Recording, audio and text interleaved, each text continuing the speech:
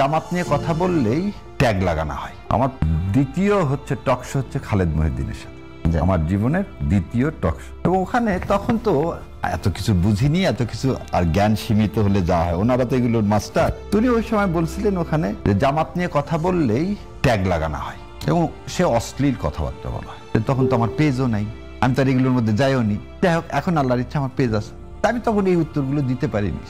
আজকে আমার পেজে যদি 99.99% হয়, এটা বলা হয় যে আমি পাকিস্তান থেকে জন্ম আমার, এবং এমন বিশ্রী কথাবার্তা বলা হয় আমার জন্ম নিয়ে যে সেগুলো কথার বলার কিছু নাই। সো এটা যেই করুক, এটাকে আপনি জামাত ইসলামের বিরুদ্ধে বলে জামাতের লোকজন বলে বা আওয়ামী লীগের বিরুদ্ধে বলে আওয়ামী লীগের লোকজন বলে, আমার কাছে এটা মনে হয় না। আমার কাছে মনে হয় একটি বিকৃতি সাংস্কৃতিক কিছু লোক আছে যারা ট্যাগ করে, আর মহিউদ্দিন ভাইরা এটাকে ইউজ করে জামাত হয়ে গেছে, হুইচ ইজ আনএক্সেপ্টেবল।